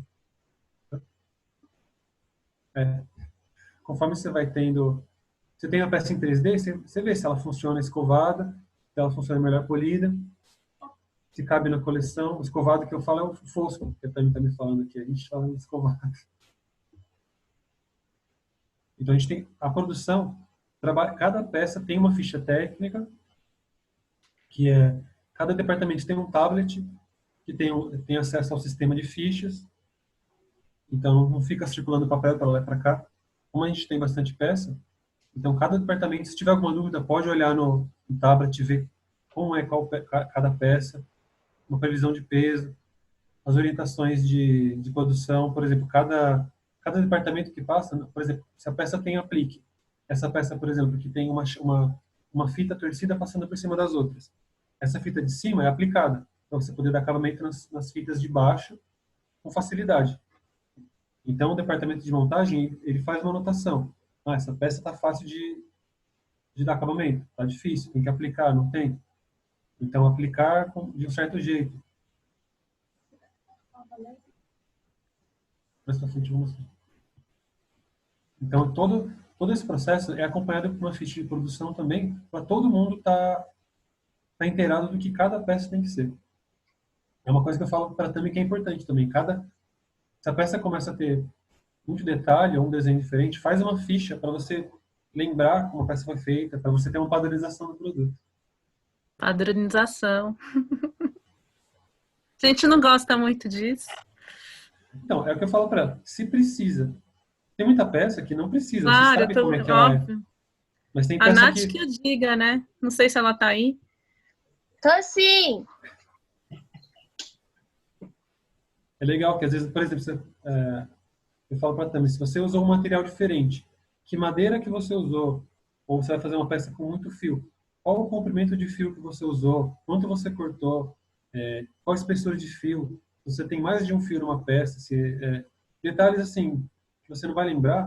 Não, eu falo ficha técnica, mas você anotar numa folha como cada peça foi feita, vale a pena, porque daqui a um ano você vai refazer a peça, você não vai ter que relembrar como fazer.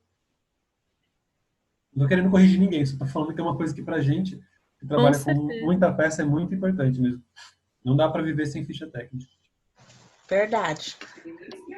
Ô, Diego, me fala uma coisa, por exemplo, quando vocês vão para um catálogo, não sei se você vai saber me dizer isso por conta que é área comercial, possivelmente, né? Mas quando vai para o catálogo, vocês dão preferência à fotografia da peça mesmo, ou vocês preferem trabalhar com render?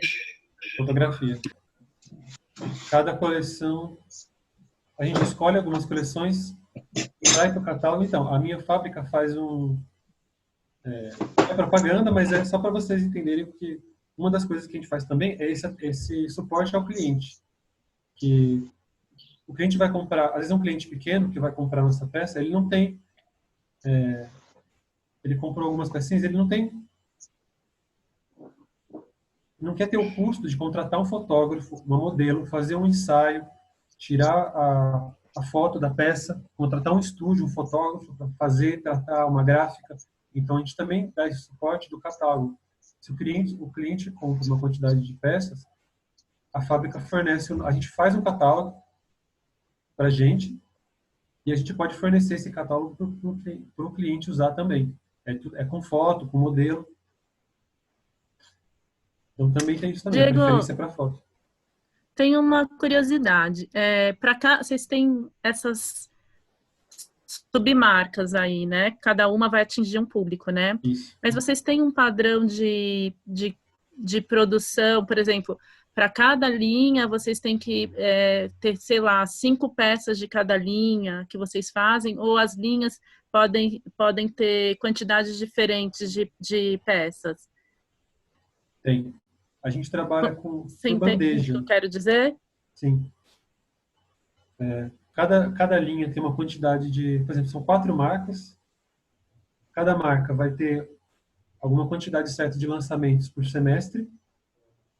E cada marca vai ter uma quantidade de coleções. Por exemplo, às vezes a marca... A Nova, por exemplo. Que é um tipo de peça entre a pesada e a leve. Então, ela vai ter um pouco mais de brilhante, vai ter um peso legal, não vai ser uma peça exatamente barata.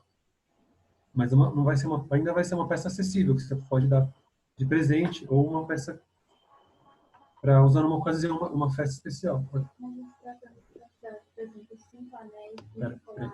Então, por exemplo, cada marca vai ter 10 coleções. Cada coleção vai ter de 8 a 16 peças, por exemplo. Ah, isso Então, eu queria saber, mais ou menos isso. Bastante conjunto. Então, cada marca vai ter 10 coleções. Cada coleção vai ter 3 anéis, 3 brincos, 3 pingentes, uma pulseira. Então, dentro de cada marca, dentro de cada coleção, o cliente vai poder escolher vários conjuntos diferentes ou então misturar conjuntos. Eu não posso trazer aqui Ele pode comprar uma peça de uma coleção. Sim. Ele não precisa comprar coleção fechada. Não, mas a gente oferece isso. Se a pessoa chega lá, na loja dele, querendo comprar, eu gostei desse anel. Tem um brinco para combinar com esse anel? Ele já vai ter. Então, a ideia é sempre a pessoa comprar pelo menos um conjunto. Um anel, um brinco, um anel, um pingente, um brinco, um pingente. Uma coisa assim. E normalmente, a venda, sempre a captação dos clientes é sempre na Feninger que vocês fazem. A feira é um dos eventos mais importantes. Então, é onde uma grande quantidade de clientes vai para a feira. Mas também, depois que acaba a feira, o resto do semestre, a fábrica também tem uma equipe de vendedores que vai de loja em loja, porta em porta, para oferecer as coleções para os clientes que não foram na feira e para os que foram, mas para reabastecer o estoque. Tá. Como a fábrica atende em todas as regiões do Brasil, e cada região tem uma quantidade maior ou menor de vendedores baseado na quantidade de clientes que tem. Vocês trabalham com peça cortada a laser também ou somente prototipagem? Não, o próximo slide que eu vou mostrar é o processo de fresa. A gente não trabalha com laser. O laser, para a quantidade de peças que a gente trabalha, o laser tem muita perda de material, porque o laser solta muito. Quando o laser vai cortando, ele arranca um pedaço do material, mas ele é muito fino, a partícula que o laser gera. Então, fica um pó muito fino, que acaba tendo muita perda do material no ar. Então, a gente trabalha com fresa. Eu vou mostrar aqui nos próximos slides, vai mostrar esse processo da fresa. Então, esse é o processo das peças fundidas. Depois que a peça está pronta, polida, ela vai para o controle. Tem o controle de qualidade, tem o estoque que vai pegar, vai revisar a peça, vai catalogar a peça, vai separar, vai estocar, vai separar para o cliente. Tem o departamento comercial dentro da fábrica também que faz o atendimento ao cliente. A gente também recebe, por exemplo, se a pessoa comprou essa peça na joalheria, aí cai uma pedra, a pessoa pode levar de volta na joalheria que ela comprou, a joalheria manda de volta para a gente conserta a peça, recrava a peça, por exemplo. Então tem o suporte à peça também. Tem peça, às vezes vendeu há 10 anos atrás, se for da nossa fábrica, se tiver como a cliente devolver e tiver o contato, a gente faz o conserto também.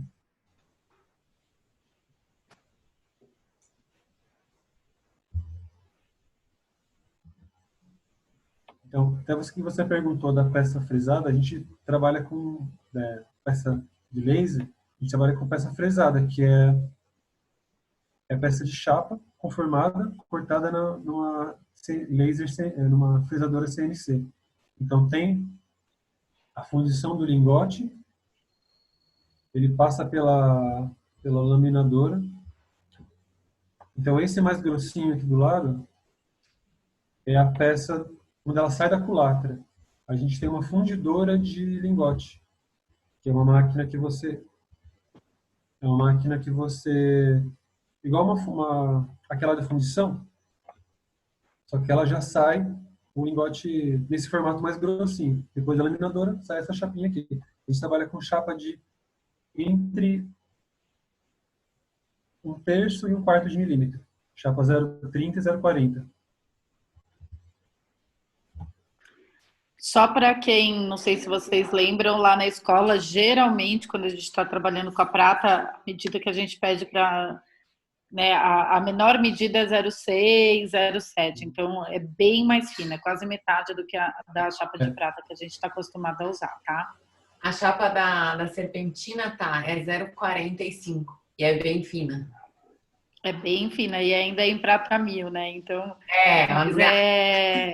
mas o ouro é muito comum, essa espessura muito fina, né? Mesmo porque ele, quando ligado, ele fica muito mais duro do que a prata. Então, e por ser um metal muito caro, então realmente é bem comum essas espessuras bem fininhas.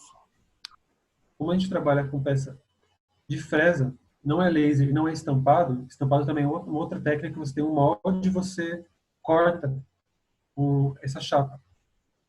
Tem fábricas que trabalham com chapa 0,15, quase 1/10 de milímetro. Mas a peça é outro pensamento, é outro processo para você poder fazer peça tão fina. Como a gente trabalha, e a peça fresada é só em ouro, a gente não faz peça de prata fresada. Justamente porque a prata, nessa espessura, fica muito mole. E para o nosso tipo de processo não funciona. Essa espessura é uma espessura mínima para a fresa, é isso? Aliás, uma espessura máxima para a fresa? A fresa pega só até 0,4 milímetros, por exemplo. Ela pega a espessura que for. Sim, depende do tamanho da fresa, mas é mais pelo peso da peça mesmo. Se for muito mais grossa, fica muito pesada, não compensa fazer peça fresada. Claro. Se for muito mais fina, você perde durabilidade da peça, fica muito fina. Porque ela ainda passa por um processo de acabamento, então ela perde um pouco dessa espessura. Você vê que, agora, esse desenho, isso é a peça planificada. A gente faz um projeto da peça no computador também.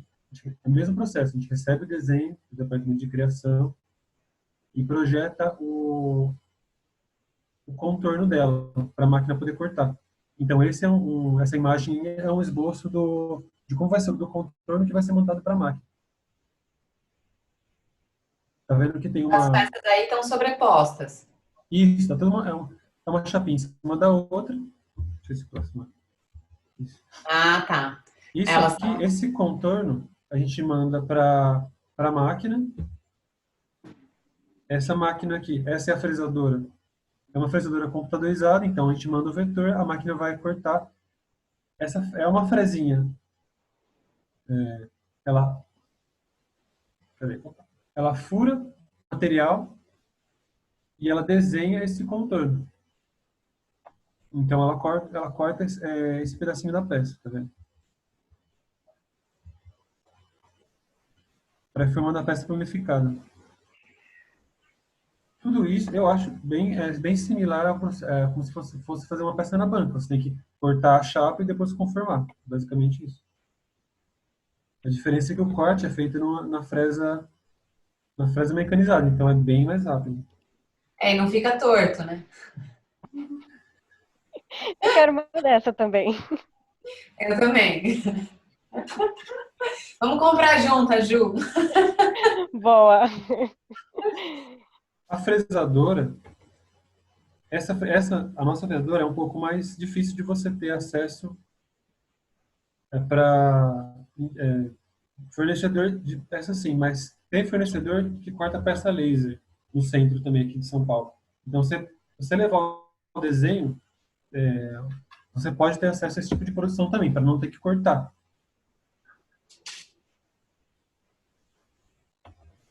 Mas não existe esse tipo de fresa, não exatamente esse, mas ao invés de ser laser, ser fresa no mercado, será? É mais difícil, porque o equipamento, como ele tem uma capacidade de produção maior, esse aqui é um equipamento industrial mesmo. Então, se você não tiver uma produção muito alta, não compensa ter. Então, é difícil você achar isso fora da indústria. Aqui no Brasil, só tem 2 fábricas que têm esse equipamento. A Gente e a Vivara só que tem esse equipamento. Esse tipo de produto feito desse jeito, eu acho que é basicamente só a gente que faz. Mas pela particularidade que a gente achou esse nicho que a gente conseguiu entrar. Aí depois que essa peça foi cortada, ela vai ser conformada. Tem aqui um conformador de alavanca para ajudar o começo do processo. Tem várias ferramentas de conformação que a gente usa. Mas no final, de qualquer jeito, a gente tem a montagem manual. É muito fácil fazer joia, viu, Diego? Tô achando muito fácil fazer joia, assim. Olha, é difícil. É fácil, mas tem que ter dinheiro, né? São muitos processos, é caro, mas ó, difícil mesmo é a gente entortar os negócios na mão, ferrar na mão. Eu tô brincando. Mas é isso mesmo. Tem um custo maior para você produzir em escala, mas você consegue produzir em escala maior. Então, a demanda gera essa necessidade. Claro. Mas tem certas coisas, por exemplo, essa máquina. Essa é uma máquina pequena, de mesa, esse molde de conformação. É uma alavanca que empurra esse molde de borracha nesse pino. É uma ferramenta cara, que é importada, mas é acessível. Você não precisa ser uma fábrica para comprar, só precisa ter muito dinheiro, porque é caro. Por outro lado, Diego, por outro lado, de certa forma, também valoriza a peça única, né? Isso, com certeza. A peça... tem que valorizar. valorizar. Né? Mas isso é uma coisa que eu acho que aqui no Brasil a gente perde muito por não ter acesso a alguns recursos comuns lá fora por conta do preço. Você vê, às vezes uma ferramenta que custa $50, que é um alicate de conformação, alguma coisa que vai facilitar muito o trabalho, no Brasil vai custar R$500, R$1.000, e torna impossível para um produtor individual ter acesso a coisas assim. Tem muita ferramenta que a gente nem conhece, porque a gente, o custo barra, ninguém importa, ninguém traz, porque é muito caro. O Brasil, a produção de joia no Brasil perde muito por causa disso, em facilidade de produção. A gente tem certas vantagens e certas habilidades que nenhum lugar do mundo vai ter. A gente tem eu falo que os únicos do Brasil têm a sua qualidade, mas a gente, nessa questão de facilidade de produção, tem coisas que a gente não tem acesso por essa questão do custo das ferramentas. Então, coisas básicas, um alicate diferente, uma alavanca de conformação dessa, ou uma ferramenta um pouquinho mais elaborada, acaba ficando muito caro. Isso eu acho que a gente perde muito por não ter acesso a isso. Essa é uma opinião que eu estou falando aqui, porque é uma coisa que eu vejo outras fábricas até lidarem com isso. Não sei se vocês sentem isso. Eu, como eu vejo os dois lados, acabo percebendo isso.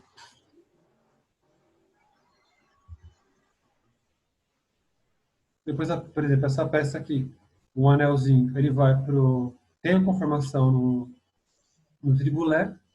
Isso aqui já está depois de montado. Ah, tá. Ele está depois de montado. A gente tem um processo legal de montagem que eu queria mostrar para vocês, que é a solda laser. Não sei se vocês já viram. Tem um canhão laser. Tem uma na escola que não funciona muito bem, mas a gente tem essa máquina. Tem, dá. Bota para funcionar, porque eu acho maravilhoso essa peça, essa máquina. Eu brinquei um pouco nessa máquina quando eu estive na Itália, mas a nossa é mais na parte de argolinhas, é uma solda laser, só que a gente não conseguiu colocar para funcionar. Todo mundo já passou, todo mundo já tentou e ninguém consegue. Mas é demais mesmo, seria incrível. Não, é muito bom. Não sei, eu acho que vale a pena, porque a gente usa a solda laser. A solda laser, ela dá uns pontinhos de solda, então a peça não fica fixa para sempre. Mas ela é boa para prender a peça. Por exemplo, essa peça aqui, ela tem 3 pedaços. Eu acho que era 3 pedaços. Tem 3 pedaços. Então, para você montar tudo isso à mão e soldar, é muito complicado. Você tem que posicionar isso. Então, a solda laser, você prende, você dá um tiro de solda nos cantinhos, pedaço por pedaço, ele fixa a peça. O laser serve basicamente para isso, para soldar argolinha, coisa pequena, corrente, e para fixar essas peças que tem uma montagem mais complicada, porque depois a gente também tem equipamento o forno de solda. Eu não sei se vocês já viram a pastinha de solda. Então tem uma... Pode falar. Por favor, eu interromper de novo, desculpa. Não, pode falar. A pasta de solda é como se fosse aquele fluxo solda, pode ser isso? Solda flux. Obrigada, Fê. É tipo isso? É um composto, é como se fosse uma cera com um pó de ouro. Então fica uma massinha de ouro. Então depois que a peça está fixa no laser, o ourives ele pega é uma seringa pneumática, ele pinga uma quantidade dessa cerinha nos cantinhos da peça. Então, como essa massinha, ela tem um ponto de solda menor do que o material. Então, essa peça, já com essa massinha, ela vai para esse forno de esteira. Eles colocam a peça nesse forno de solda. Esse forno ele aquece a peça, derrete a solda e prende a peça. E aí é como se fosse uma peça de maçarico, uma solda de maçarico. A vantagem é que esse forno trabalha é um ambiente também, é um ambiente controlado. Então ele não tem uma quantidade menor de oxigênio, não tem fogo, é um forno de indução e não tem fogo. Então a peça não queima. Você solda e você não queima a peça. Você não tem que tirar, não tem que passar soldarão, não tem que esquentar a peça antes. Você deposita esse composto de solda e passa no forno e a peça sai soldada. Lá dentro tem uma câmera de temperatura, é um ambiente controlado também tem pouco oxigênio para não ter oxidação também. Você falou de ter poros. Geralmente na parte da solda tem mais poros do que no resto da peça, mas também é muito mais fácil do que se fosse um soldado a fogo. Então, você não tem que derreter um pedacinho de metal. A máquina já faz isso para você. Isso é um equipamento muito caro e bem inacessível, mas facilita na hora de produzir uma quantidade grande de peças. Tem uma curiosidade, é um equipamento que eu não conhecia. Achei legal trazer para mostrar o que existe também. Mas peças que têm cravação, sem ser as de diamante, não entram nesse forno. Não entra pedra natural. Não entra pedra natural, pedra colorida, mas toda peça que dá para você cravar na cera, ela pode passar pelo forno, sim. Tá. Ele não é tão quente assim. Como ele trabalha com como se fosse esse fluxo-solda que a Fer falou, a temperatura de fundição dele é menor do que a do material, bem menor. Então só derrete a solda, o metal não derrete. Mas ele fixa bem, é praticamente uma solda a fogo mesmo. Depois que a peça está pronta, a gente também tem um outro equipamento. Isso todas as peças de fundição e de fresa passam, que é o forno de tratamento térmico. Então ele também é um ambiente controlado, ele tem uma curva de temperatura, então ele aquece a peça a uma determinada temperatura e ela fica lá, nessa temperatura por um tempo. Então esse forno, ele ajuda a homogeneizar, como eu vou dizer, a matriz atômica do material. Então ele reorganiza as partículas de uma forma que as moléculas se encaixam melhor. Você não tem uma área... É isso, ele vai homogeneizar a estrutura atômica da peça. Então o metal fica mais duro. É igual quando você faz... Depois você ainda passa nisso? Para o metal ficar mais duro, é isso? É o mesmo processo que você faz na banca. Nunca tinha visto isso daí. Passa fogo na peça para temperar, para ela ficar mais dura. Mas você faz isso sem queimar, sem fogo, só por temperatura. Tá. Eu acho que eu vou querer uma esteira de solda e vou querer um forno de tratamento térmico também, tá? Caramba, que massa! Eu nunca ouvi falar nisso. Esse também é um equipamento grande para quando se trabalha com uma quantidade grande de peças. Eu não sei se existe isso de fornecedor para isso, mas é porque a gente trabalha com peça bem fina. Não só de hoje, mas desde sempre a ideia é você fazer uma peça de ouro. O material é caro, então a ideia é você fazer a peça com o maior visual possível, com a menor quantidade de material, e proporcionar o maior conforto possível, que a pessoa não vai querer usar uma peça que é uma chapinha que vai ficar cortando o dedo. Então a gente tem que ter uma certa espessura, mas a gente trabalha no limite. Então, às vezes, para peça que são, por exemplo, uma peça de vários fios, é um fio fininho. Para a peça não ficar mole, todas elas vão passar por esse tratamento térmico para ter um padrão de durabilidade. A peça arranha menos também, ela risca menos, o escovado dura mais tempo, porque o metal em si ele tá mais duro, é basicamente isso. Desde a liga, a pré-liga, ela também é escolhida para você ter um resultado esperado nesse tratamento térmico. É uma parte importante do nosso processo também, esse tratamento térmico, para garantir a durabilidade da peça.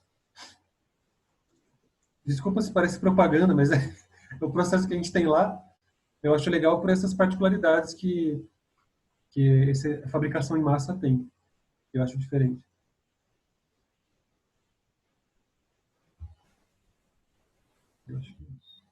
Aí aquela peça que a gente está vendo cortada, o render dela é isso aqui. Então elas são várias chapinhas de ouro amarelo, e essa chapinha branca é para simular uma cravação. Então é uma chapa de ouro amarelo também, com rod localizado em cima. A gente tem ela é cortada em uma chapinha mais grossa, ela passa por umas fresas diferentes que dão um aspecto, dão um brilho diferente. Então de longe, não parece pedra, mas você confunde bem. A ideia é dar a impressão que tem pedra. Então dá um resultado bem legal. Aqui no render não fica tão legal, mas a peça física fica bem legal. Dá um diferencial para a peça também.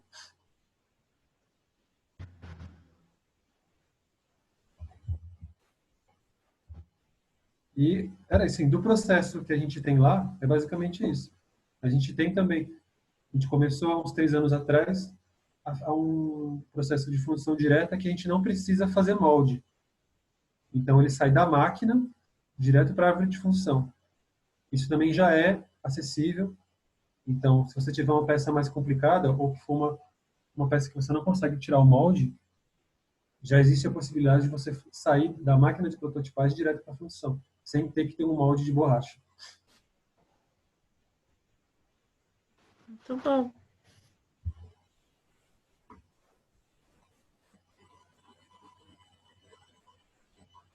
Não tô escutando, Thaís. Está mudo.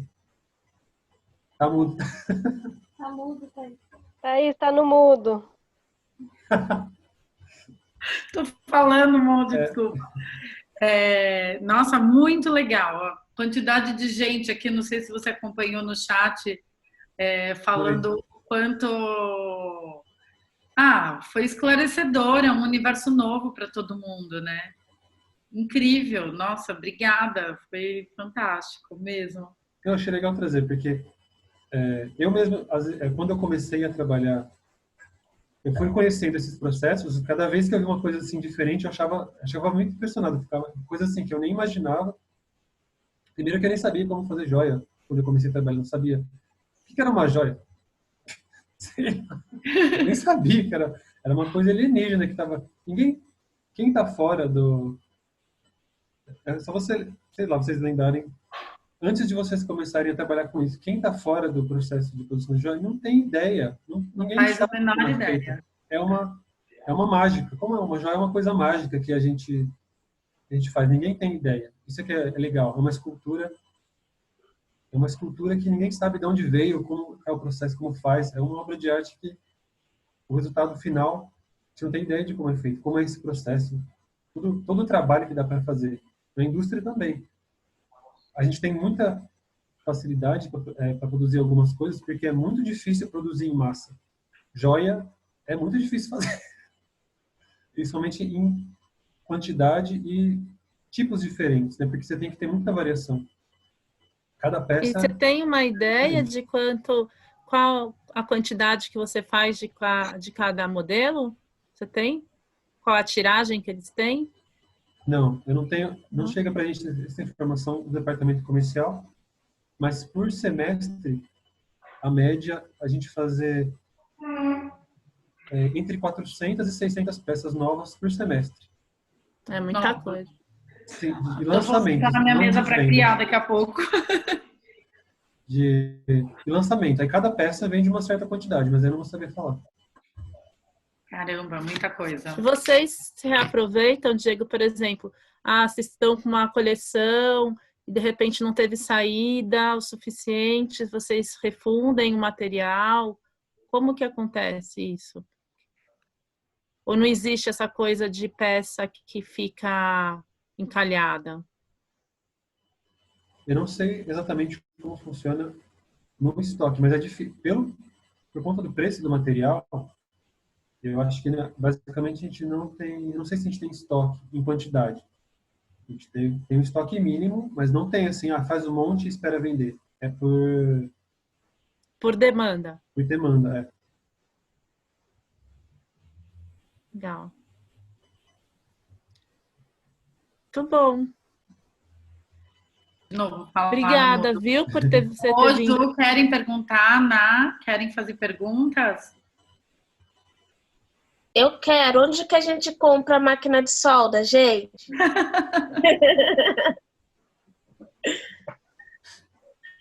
A máquina não, a esteira, né? Pois é, eu quero uma esteirinha e quero Mas, ó... Não dá para ver, mas... Você estava falando sobre a massa de solda, né? Tá. A massinha de solda de ouro. Eu não sei se é a mesma coisa, mas eu fiquei com vontade de perguntar, mas eu estava te interrompendo muito e fiquei tímida. Agora que tem menos gente, eu posso falar. É tipo aquele silver clay que teve uma época que era moda, que era aquela massinha de prata que você fazia, tacava fogo e virava peça. É tipo isso, só que com ponto de fusão mais baixo. Muito legal. Basicamente isso. aquela massinha que você taca fogo e vira metal. É basicamente isso. Exatamente. Não deu para ver, na foto não dá para ver, mas aquele forno de esteira é do tamanho de uma caminhonete, ele não é pequeno, não é um forninho, é uma esteirinha. É gigante. Eu acho que eu não quero mais, não. Você acha que tá a tecnologia para isso no Brasil, hoje em Oi? dia? Tanto a parte de função. Eu queria, não sei se você pode, porque eu acho que a indústria que você trabalha provavelmente é uma das que mais investem em máquinas, né? E a gente não tem muito esse acesso, né? Quem fornece geralmente serviço para joalheria artesanal não tem grandes equipamentos, porque são equipamentos caros e é uma demanda menor. Mas como que você considera, como está a tecnologia hoje no Brasil, tanto na parte de fundição principalmente, né? Porque as fundições sempre foram meio precárias, assim, que chegava para a gente. Correntaria, a gente vê muito correntaria vindo de fora, da Itália, da China. Como que está hoje esse mercado da tecnologia no Brasil, na indústria? O Brasil, é o que eu falei, a maioria. Eu acho que assim, para você, o acesso que o Brasil e o fabricante brasileiro tem aos equipamentos é defasado, porque é caro e está ficando cada vez mais caro. Você trazer um equipamento importado, a conversão da moeda e as taxas que você tem com isso é muito caro, fica inacessível para quem não tem uma estrutura grande fazer isso. Claro. E em questão de... não sei se vocês conhecem a Tecnogold.